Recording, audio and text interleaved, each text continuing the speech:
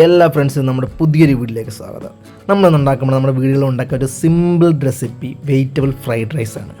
ഒരു കാലത്ത് ആവശ്യത്തിന് വെള്ളമെടുത്ത് നമ്മുടെ കറുവപ്പട്ട ഗ്രാമ്പൂ ഇട്ട് അതിലേക്കൊരു ചെറിയ നാരങ്ങയും കൂടെ പിഴിഞ്ഞൊഴിച്ച് ആവശ്യത്തിന് ഉപ്പിട്ട് നല്ല പോലെ അങ്ങ് ഇളക്കുക. നമ്മളിവിടെ എടുത്തിരിക്കുന്നത് ഇന്ന് ബസ്മതി റൈസാണ്. നമ്മൾ അരി ഒരു അരമണിക്കൂർ കുതിർത്ത് വെച്ചിട്ടാണ് അതിലേക്ക് ഇടുന്നത്. ഇട്ട് അരി ഇളച്ച് നല്ലപോലെ വെന്ത് വരാതെ, ഒരുപാട് വേണ്ട എന്നാലും നല്ലപോലെ വെന്ത് വരാനായിട്ട് നമ്മൾ അരി കോരി അങ്ങ് മാറ്റുക. എന്നിട്ട് നമ്മുടെ പാൻ ചൂടാകുമ്പോൾ അതിലേക്ക് ഒരു 2 സ്പൂൺ സൺഫ്ലവർ ഒഴിക്കുക. അതിലേക്ക് അത്യാവശ്യം നമുക്ക് വേണ്ട പച്ചക്കറി എന്ന് വെച്ച് കഴിഞ്ഞാൽ കുറച്ച് ക്യാപ്സിക്കം, കുറച്ച് ക്യാരറ്റ്, ബീൻസ് ഇത്ര ഇട്ട ശേഷം നല്ല പോലെ അങ്ങ് ഇളക്കി ഉടയ്ക്കേണ്ട ആവശ്യമില്ല, ലൈറ്റായിട്ടൊന്ന് വെന്താൽ മാത്രം മതി.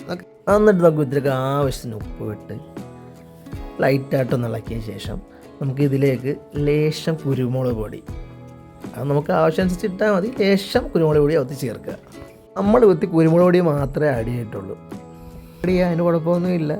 മറ്റ് സോസ് ഐറ്റംസാ എന്ത് വേണമെങ്കിലും ആഡ് ചെയ്യാവുന്നതാണ്. നമ്മളിപ്പോൾ ലൈറ്റായിട്ട് വീട്ടിലുണ്ടാക്കാവുന്ന ചെറിയൊരു മെത്തേഡാണ് പറഞ്ഞു തരുന്നത്.